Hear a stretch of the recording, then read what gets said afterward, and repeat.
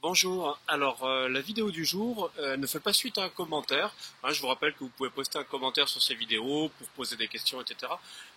Simplement merci de rester poli, je rappelle une règle de base, tout commentaire sans formule de politesse et sans valeur ajoutée, comme par exemple le Moniteur il a grossi ou le Moniteur il a maigri, sera automatiquement supprimé. Voilà, ça c'est dit. Alors sur cette vidéo je pense que je vais avoir pas mal de j'aime pas parce que je vais y parler environnement et je vais faire de la publicité. Ça suscite pas généralement de l'enthousiasme. Ceci dit, je vais y parler matériel, donc peut-être qu'on aura des j'aime. On va bien voir. En tout cas, de quoi je vais parler? Je vais parler de motorisation. Je vais parler de motorisation des bateaux de plongée, de pilotage et de l'impact sur l'environnement. Pourquoi je fais cette vidéo? Tout simplement parce que hier j'ai fait un article sur biaqua.com. Je vous rappelle que Biaqua, c'est l'offre qui vous permet de privatiser un bateau. C'est un bateau 20 places, on le limite à 6 places maximum ou 8 places en snorkeling pour faire la plongée en toute intimité à la journée dans le parc national des Calanques. Et récemment, j'ai acquis un nouveau moteur pour ce bateau sur des choix bien sûr économiques mais aussi environnementaux.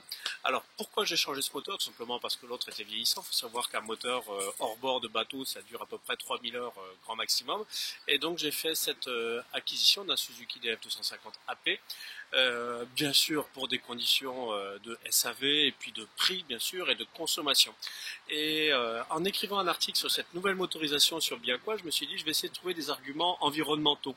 Alors j'ai cherché dans les docs constructeurs, et alors ce qui m'a fait très plaisir, c'est de voir qu'au niveau de la marque que j'ai choisie, Suzuki Marine, c'est une marque qui a une démarche environnementale. Ils sont notamment partenaires de la mission Tara, qui a eu pour vocation de recenser les déchets plastiques dans les océans et maintenant de voir l'impact climatique sur les récifs coralliens. Donc ça, c'était le premier point qui nous faisait plaisir. Et en épluchant la notice, les spécifications, etc., j'ai vu qu'il y avait des efforts qui étaient faits pour limiter l'impact négatif du moteur. Parce que quand on utilise un bateau de plongée, on a forcément un impact négatif. Donc j'ai creusé un petit peu, et puis en regardant ce que proposait ce DF250 AP de Suzuki, je me suis rendu compte qu'ils utilisaient une technologie qui s'appelle lean burn. Littéralement traduit, ça veut dire combustion pauvre. Autrement dit, on fait de l'injection directe d'essence dans la chambre de combustion en ayant un très faible ratio. C'est-à-dire que normalement, pour 1 gramme d'essence, on a une quinzaine de grammes d'air, et avec la technologie Suzuki, on renverse, on a 1 gramme d'essence, à peu près 20 grammes d'air. Ce qui fait que forcément, le moteur émet moins de CO2 et moins d'oxyde d'azote, ce dont on sait que c'est très nocif pour l'environnement. Donc il y avait ce premier point qui est extrêmement positif. Ensuite, ce moteur respecte les normes, les standards européens et aussi les standards américains qui, curieusement, sont les plus drastiques, ceux du CARB, Californian Air Resources Board, avec le label 3 étoiles qui veut dire very few emissions, je crois, enfin très peu d'émissions. Voilà, donc ça c'était rassurant. Ensuite, il y a un aspect qui me paraît important aussi et dont on ne parle pas souvent, c'est l'aspect pollution sonore. Vous l'entendez, ici il y a des enfants qui jouent, etc. Ça nous dérange un peu, ça nous stresse. Mais dans l'eau, ce qui est terrible, vous l'avez peut-être déjà remarqué quand vous aviez un bateau de plongée qui tournait autour de la surface, c'est énervant, surtout si la personne fait des accélérations. Et là, j'ai trouvé une étude en Australie qui montrait que ça perturbait vraiment complètement la faune. Donc ils ont fait des études et ils ont montré que quand des bateaux passaient, les carnassiers avaient beaucoup plus de chances d'avoir et de faire des carnages, tellement les jeunes poissons étaient déstabilisés par le bruit environnant. Donc ça, c'est une question essentielle pour un bateau, d'avoir un bateau qui soit le plus silencieux possible. C'est pour ça qu'il vaut mieux privilégier la technologie 4 temps, et ensuite avoir un mode de pilotage qui soit progressif, qui soit doux, et qui privilégie un régime de croisière sans monter dans les très hauts régimes, ce qui permet en plus d'éviter de fracasser le dos des gens sur le bateau. Donc tout ça doit entrer en considération.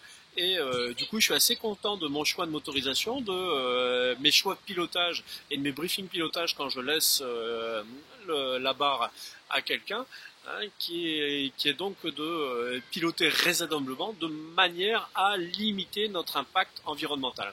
Alors petit bémol par rapport à tout ce que j'ai dit, c'est que la technologie lean burn dont j'ai parlé, qui est donc une technologie empruntée un petit peu du diesel avec une injection directe dans la chambre de combustion, le souci c'est que si ça produit moins de CO2, moins d'oxyde d'azote, et par contre ça commence à produire des particules fines un peu comme les moteurs diesel. Alors, point rassurant, il va bientôt y avoir, d'après ce que j'ai compris, des filtres à particules aussi sur les moteurs essence qui permettent d'éliminer ces particules, et en plus c'est des filtres qui sont plus fiables et moins coûteux et qui demandent moins de maintenance que ceux du diesel. Voilà, donc voici les points du jour. Si vous avez aimé cette vidéo, cliquez sur je n'aime pas, non, cliquez sur j'aime. Si vous n'avez pas aimé, cliquez sur j'aime pas. Si vous voulez en voir d'autres, abonnez-vous à notre chaîne YouTube Aquadomia One. Vous voulez voir d'autres sujets abordés, n'hésitez pas, un petit post un petit commentaire sur cette vidéo, un petit post sur Facebook, un petit mail, un petit coup de fil.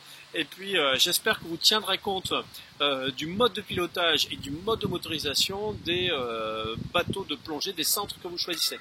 À bientôt.